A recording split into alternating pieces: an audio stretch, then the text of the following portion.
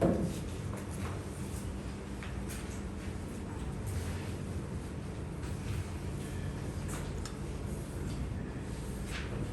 hemos visto este tema. Bien, vamos a ver un poco anatomía del aparato reproductor femenino. Tenemos órganos externos y órganos internos. Los órganos externos se llama vulva. Todo esto que estamos viendo aquí se llama vulva. Entonces, la vulva está compuesta por diferentes estructuras. Esta de aquí se llama monte de Venus, labios mayores, labios menores, el clítoris, el meato urinario. Tenemos unas glándulas que se llaman glándulas de Skene. Estas glándulas son varias glándulas bastante pequeñas que por lo general están rodeando al meato urinario y al clítoris. Las glándulas de Bartolino, que son dos, una derecha y otra izquierda. El himen y el perineo. El monte de Venus, como ven, es una estructura. Algún libro dice redondeada, otros dicen triangular. He visto triangular, he visto redondeada, he visto de todas formas, no me importa la forma. Los labios mayores son dos. Los labios menores también son dos. El clítoris es uno. El meato urinario es uno. Como dije, las glándulas de Skene son muy numerosas. ¿Ya? Estas glándulas, ellas producen un líquido que les sirve para lubrificar la vagina. Y lógicamente, la producción de este líquido aumenta durante la excitación sexual. Las glándulas de Bartolino son dos grandes. ¿Ya? Estas glándulas también producen un líquido viscoso que también aumenta durante la excitación sexual. Y además, ambas glándulas intervienen en la humedad que tiene la vagina. El perineo. Este perineo es un parto normal. Nosotros tenemos que proteger ese perineo con una compresa. Está saliendo el niño y con una compresa nosotros vamos a proteger para evitar desgarros del perineo, que son relativamente frecuentes. Los órganos genitales internos son la vagina, el útero, las trompas de falopio y los ovarios. Vagina. El cuello uterino, el útero, el fondo del útero, los ovarios y las trompas.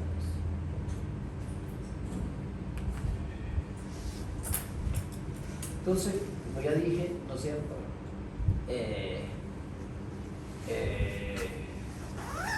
Sobre la vulva, ¿ya? ¿Qué podemos aumentar? Cuando las glándulas de Bartolino se inflaman, producen lo que se llama la bartolinitis o el quiste de Bartolino.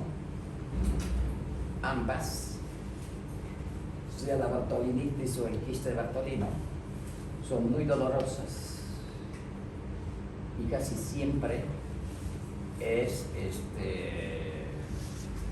producida por enfermedad de transmisión sexual. Como dije, las glándulas de Skene se encuentran en la parte superior y las glándulas de Bartolino a nivel de los labios mayores. Vagina. Vagina. Ustedes ven, la vagina se comunica con el útero a través del cuello. ¿A través de qué? Aquí tenemos un orificio que se llama orificio cervical externo. Y acá tenemos otro orificio que se llama orificio cervical interno. Y entre ambos orificios tenemos este canal que se llama canal endocervical. La vagina es única. La vagina, pues tiene una estructura, tiene una pared, tiene un epitelio, tiene una mucosa, tiene músculo.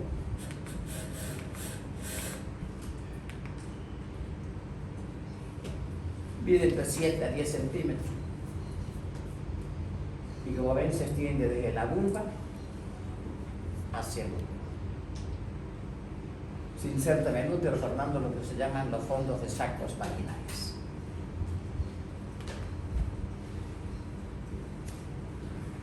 Estas son sus relaciones anatómicas de la vagina. Por la parte anterior se relaciona con la vejiga. Por la parte posterior con el recto y con los fondos del saco. Esta vagina se sostiene a través de los ligamentos llamados cardinales o de Martin-Roth y el músculo elevador del ano.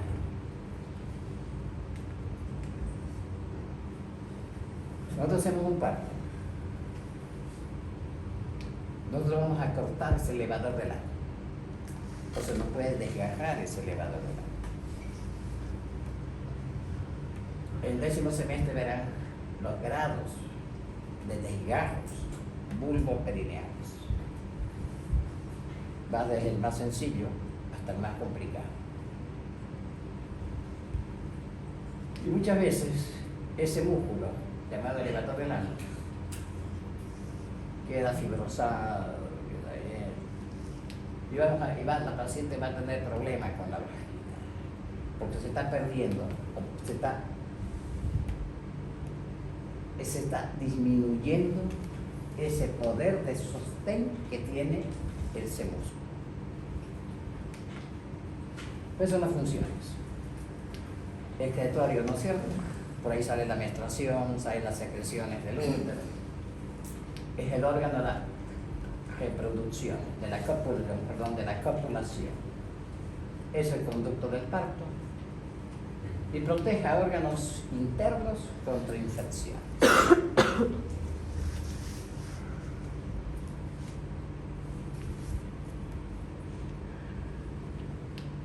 Por ahí sale la menstruación. Y la vagina tiene un pH que oscila entre 4.5 a 5.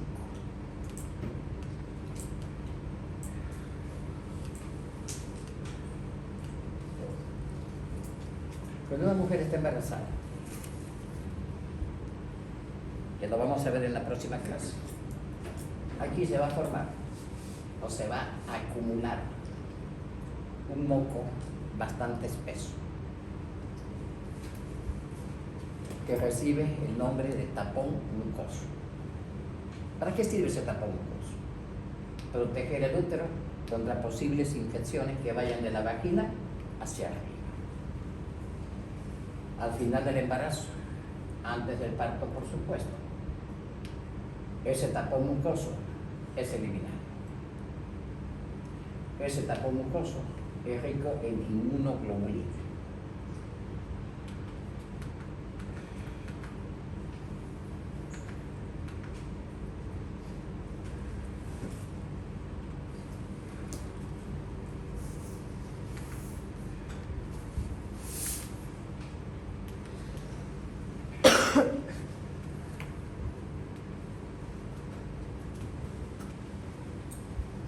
La vagina. Fíjense, ¿no es cierto? Tiene un tamaño de 7 a 10 centímetros. Y por aquí va a salir un muchacho de 2 kilos, de 3 kilos, de 4 kilos. Entonces la vagina tiene en su estructura, en su mucosa, unos pliegues.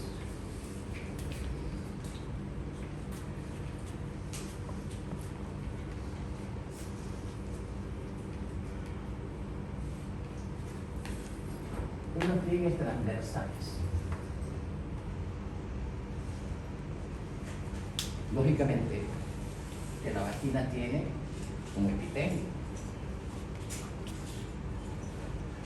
¿Cuál es ese epitelio? Epitelio estratificado, queratinizado, no queratinizado. Entonces, estos pliegues, durante las relaciones sexuales, estos pliegues se amplían. Igualmente se amplían en el momento del parto. La vagina, como vagina, no tiene glándulas.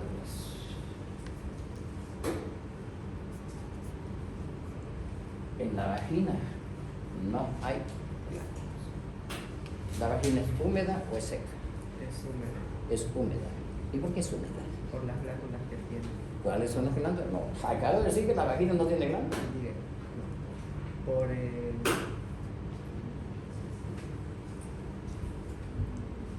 epitelio ¿Por el epitelio qué? que tiene. Que tiene. Por el epitelio que tiene. Vos me estás diciendo que tiene un epitelio estratificado plano, sin queratina. Ese epitelio no es un epitelio que produzca líquido o que produzca secreción. Entonces, ¿por qué es húmeda la vagina? Es húmeda porque tiene las glándulas de Bartolino y porque la mujer tiene las glándulas de Bartolino y tiene las glándulas de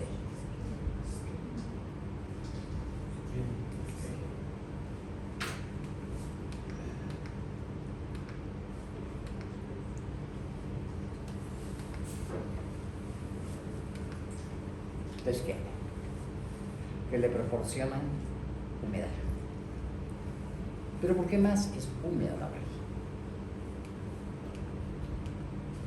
Su compañero ha dicho que la vagina tiene un epitelio plano, estratificado, no queratinizado, al igual que el orificio cervical externo.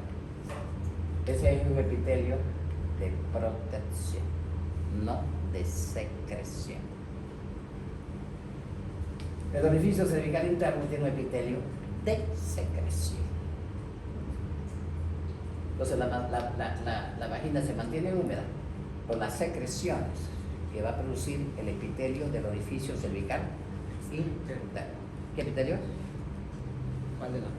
El de arriba es de la vagina es no queratinizado y el de arriba es queratinizado. No. Cilíndrico simple.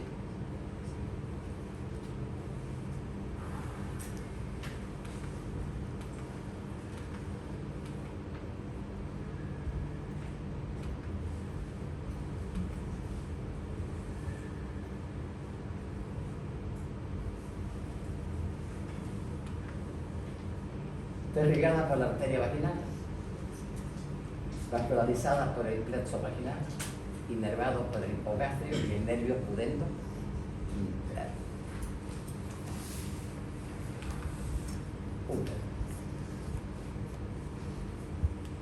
Antes de hablar de útero, por ahí me olvido.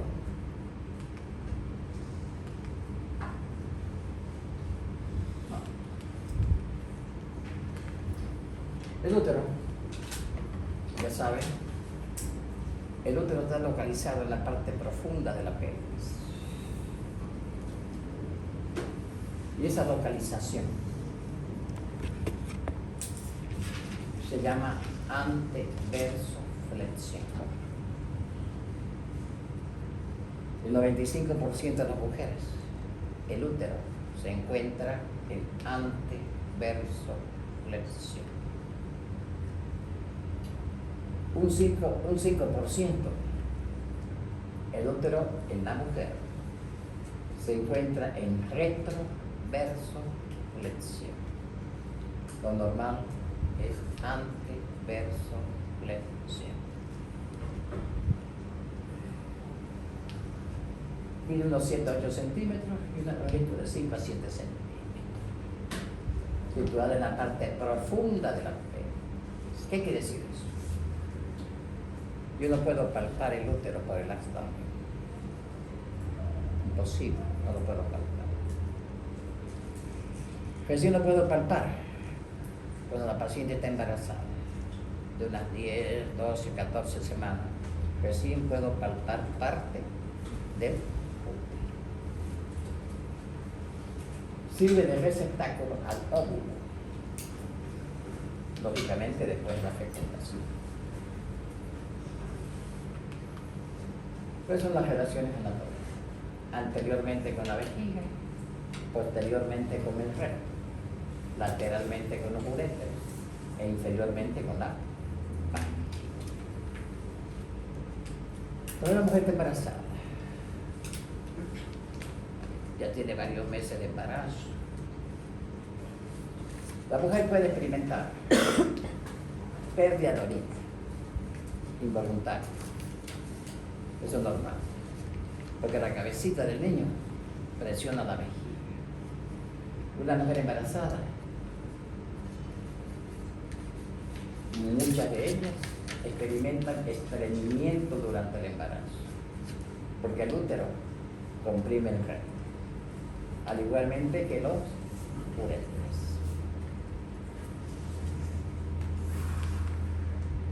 Presenta 3 partes anatómicas: fondo del útero, el cuerpo del útero, el cuello del útero. Por arriba del orificio cervical interno tenemos una parte, que es esta, que se llama istmo.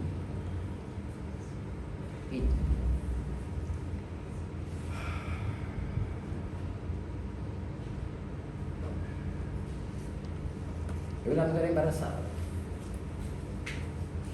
y a medida que aumenta el embarazo,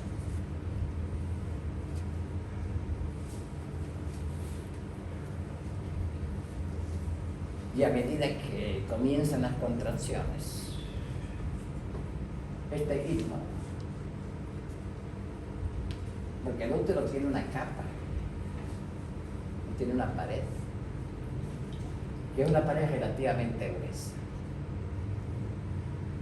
En el embarazo y durante el trabajo de parto, este istmo se va a agrandar, se va a hacer más ancho y más delgado.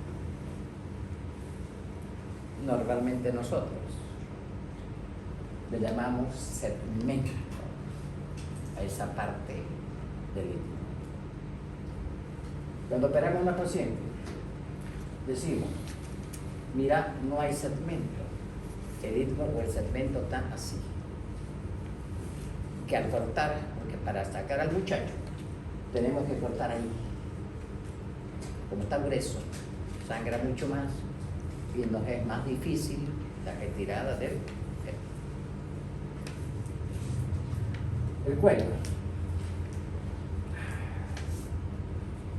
Orificio cervical externo, orificio cervical interno, canal endocervical.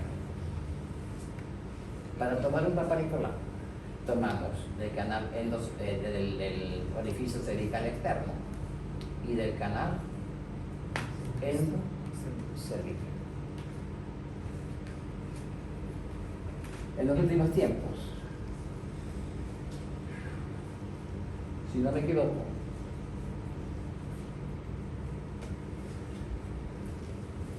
el cáncer de cuello uterino es el número 1 en el mundo.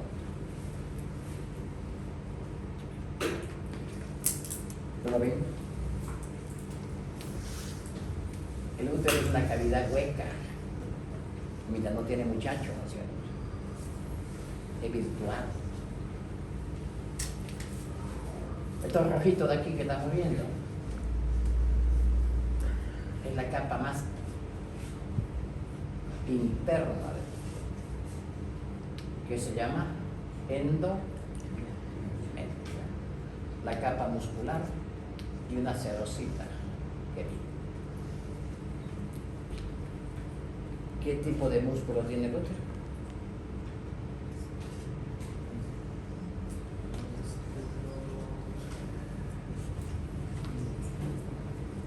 Este músculo tiene la capacidad de contraerse enérgicamente.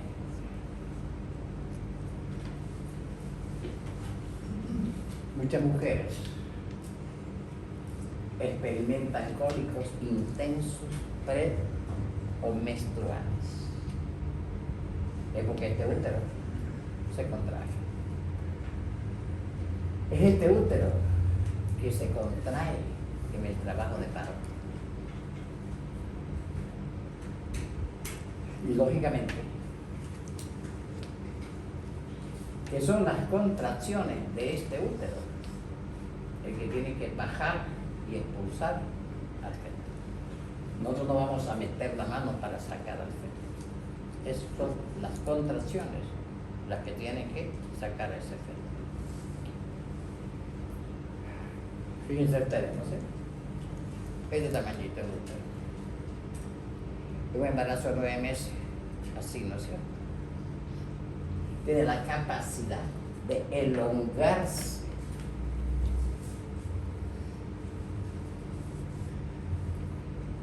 Pero durante el puerperio, que es el posparto, tiene la capacidad de regresionar a su tamaño original, fisiológicamente. ¿Qué músculo tiene el útero? Músculo liso. ¿Ah? Músculo liso. ¿Cuáles son las características del músculo liso? ¿Por qué se caracteriza el músculo liso?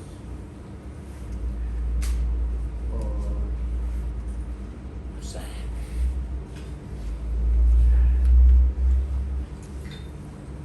entonces, el útero tiene una capa, 3 capas. Una capa externa, que es la serosa. Una capa medio, que es el músculo, que es el miometrio, se llama capa muscular. Y una capa interna, que es el endometrio, cavidad virtual, músculo y la serosa.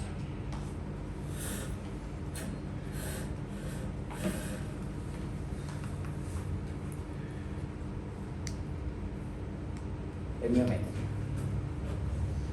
Ya dije, capacidad de elongarse, capacidad de contraerse. Y como ya hasta aquí es músculo liso. Como dijo su compañero, por ahí lo leyó, por ahí lo buscó, pero no sabe la característica que tiene este músculo liso. El endometrio es la capa que reviste la cavidad uterina. El endometrio se prepara todos los meses para recibir una posible fecundación, si es que la mujer tiene suerte y le surge. Este endometrio tiene capas, tiene 3 capas, y todos los meses el endometrio se esfacela, se va desprendiendo, y ese esfacelamiento del endometrio produce la menstruación.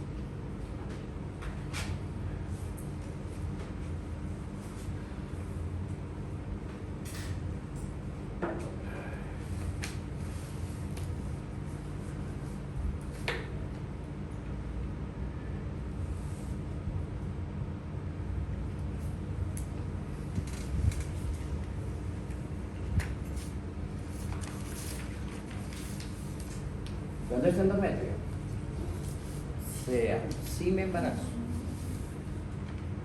o sea en el posparto, se inflama, se infecciona, es seria la cosa. Puede morir la mujer. El hipo, es lo que le decía ya, se adelgaza, se deprime y se vuelve más finita, más delgadita. Tiene forma cilíndrica, el cuello, mide 2.5 a 3.5 centímetros, 2 orificios y un canal. La inserción vaginal la divide en 2 porciones.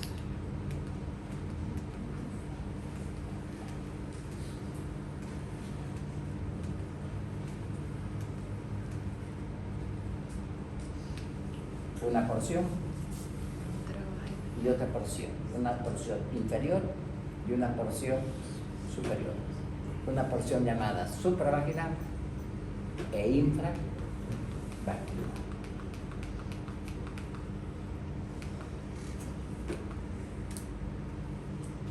Infravaginal, supravaginal.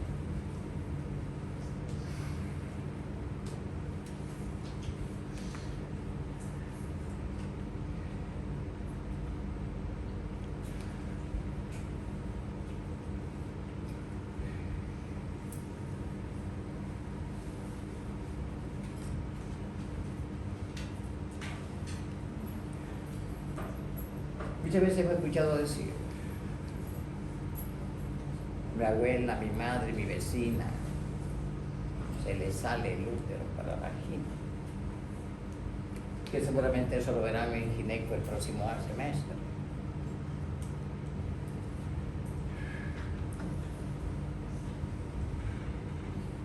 De acuerdo al grado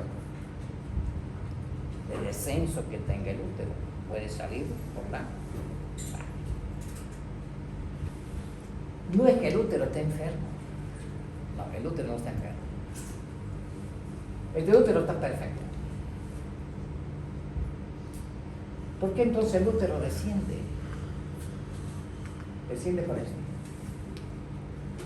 El útero tiene ligamentos que sirven para mantener su posición anatómica. ¿Cuáles son esos elementos? Los ligamentos transversos, los de Mackenroth, que son ligamentos de sostén, el útero sacro, el redondo y el ligamento ancho. ¿Cuál es la causa principal de que el útero descienda? Los embarazos. A mayor número de embarazos, a mayor trabajo de parto, estos ligamentos van a perder su fuerza de contracción. Es como un elástico el que tenemos nuevo, ¿no es cierto? Lo agarramos y rápidamente vuelve, pero seguimos estirando y ya va a disminuir su función de retracción. Igualmente sucede con estos ligamentos de sostén del útero. Irrigado por la arteria uterina, que la rama ilíaca interna. Muchas veces una cesárea nos llevamos una arteria uterina y la sangre llega hasta el pecho y pronto va disminuyendo porque pierde cualquier cantidad de sangre. Rama la ilíaca común y por la arteria ovárica, que es rama de la ovárica, vascularizada por la vena ovárica derecha y por la vena ovárica izquierda, inervado por el simpático y por el parasimpático.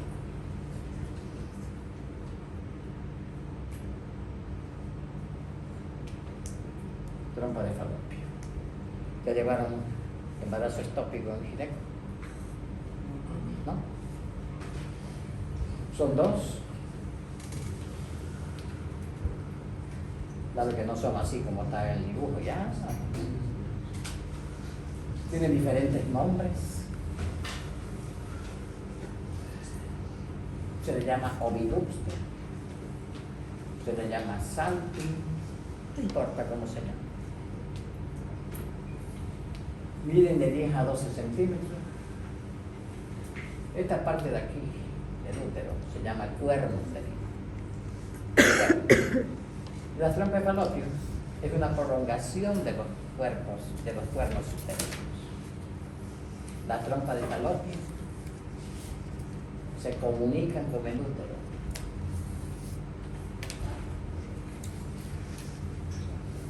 Son encargadas de transportar los óvulos desde la superficie hacia el interior. ¿A la espera de qué? Que suba un espermatozoide y lo fecunde. Y este endometrio todos los meses se prepara para un posible fecundación.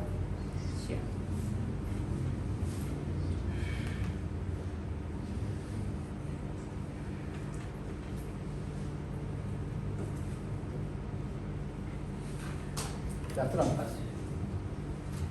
tienen 4 porciones: infundíbula, ampolla,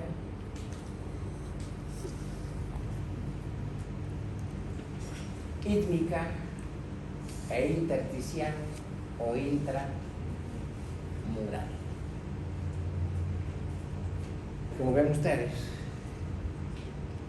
el útero se comunica con las trompas a través de su conducto de la trompa, especialmente de la región intramural.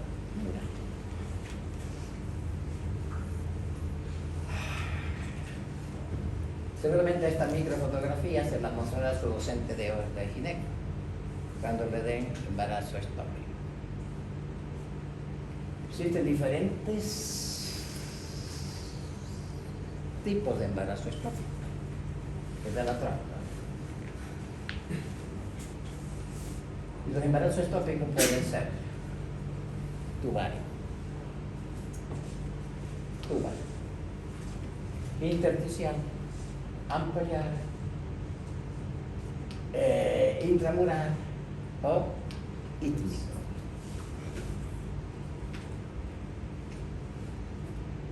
Embarazo estópico. Y lógicamente hay otro tipo de embarazo estópico, ¿ya?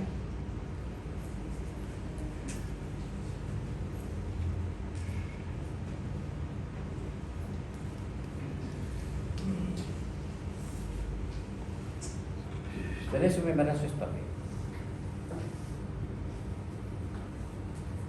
Yo no puedo saber si el embarazo estópico es infundibular, es ampollar, es ítmico o es intramural.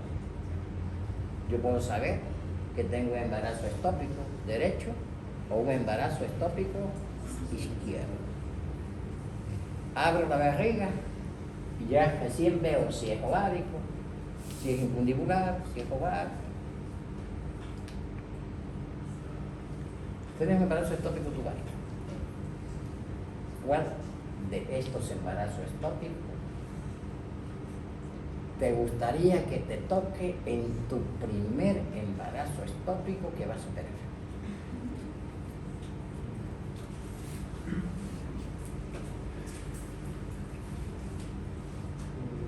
Intramural. Machos. Yo no sé si macho o no sabes. ¿Por qué estás mirando? Este es el intramural, ¿no es cierto? ¿Dónde está el intramural? Prácticamente en la pared del útero, ¿no es cierto? Lo más fácil es infundibular, ampollar. A medida que el embarazo estópico se acerca al útero, la cosa complica. Y dentro de estos 4 embarazos estópicos, el más feo, el más complicado,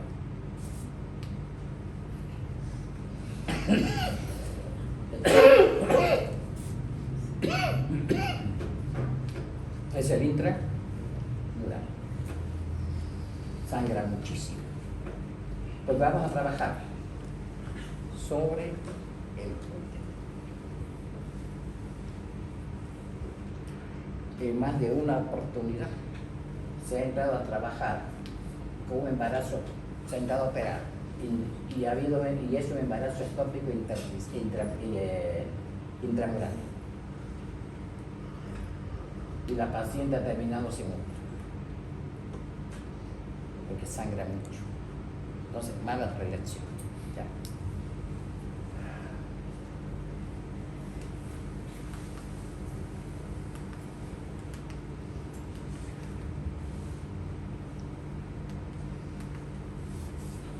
También tiene, ¿no es cierto?, su pared.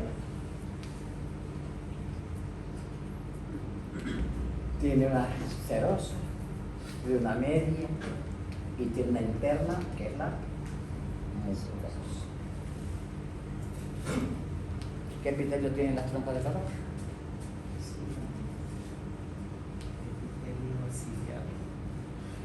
¿Qué más? Depende de las partes de la trompa. ¿Ya? Hay partes que tienen un epitelio cilíndrico simple ciliar. Y es un epitelio, como todo epitelio cilíndrico, es un epitelio secretorio. Va a producir sustancia por si se produce una fecundación.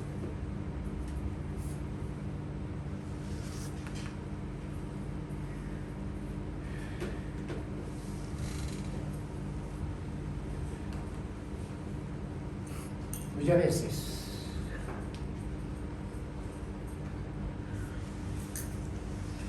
estas trompas se inflaman, se infectan y se obstruyen. Una de las principales causas de obstrucción de las trompas de falopio como enfermedad de transmisión sexual es la gonorrea.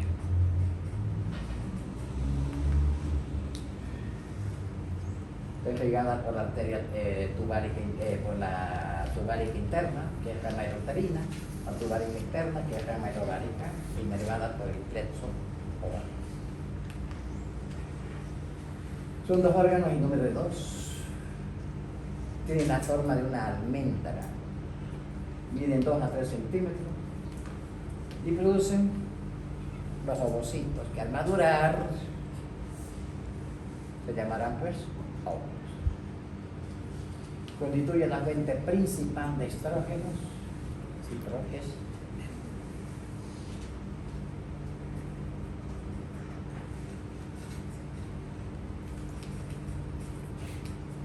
Constituye la fuente principal de estrógeno y progesterona. ¿Cuál es la otra fuente que produce estrógeno y progesterona?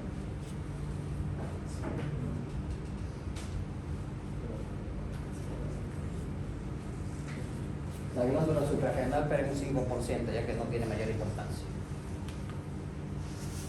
Tiene un epitelio, se llama epitelio ovárico.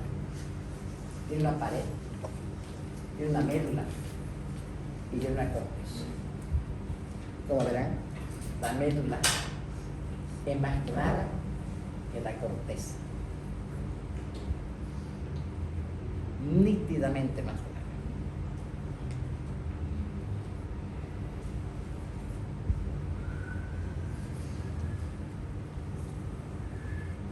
En la corteza encontramos los folículos ováricos,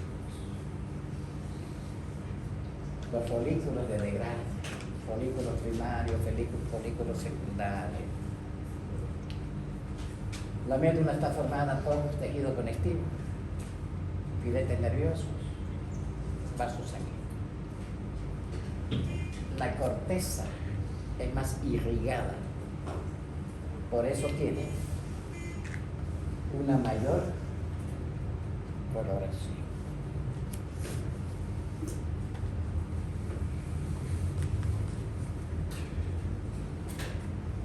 Los ovarios están sostenidos por ligamentos también, e igual que al útero, el ligamento ancho, el suspensorio y el ligamento útero ovario.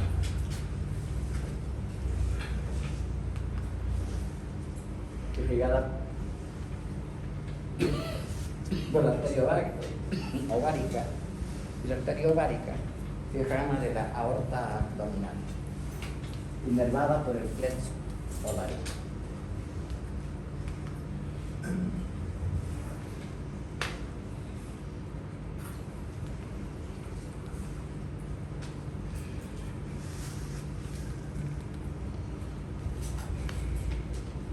Difundimos ampolla,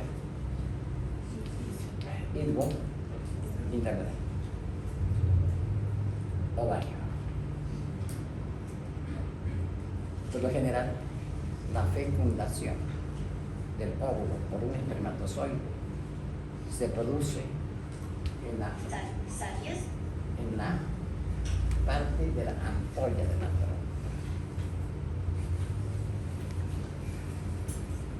Si ustedes ven en el infundíbulo, en la parte terminal, las trompas presentan como unos deditos. Esos deditos reciben el nombre de fimbrias. Cuando este ovario expulsa un óvulo maduro, la fimbria lo toman y lo introducen aquí dentro.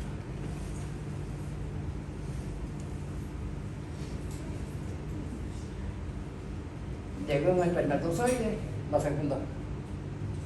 Algunos días después, a esa fecundación se introduce y se pega aquí en el endometrio. Si no, se fecunda a través de las fimbrias, son llevadas hacia el útero y expulsadas con la próxima menstruación. ¿Preguntas para ver?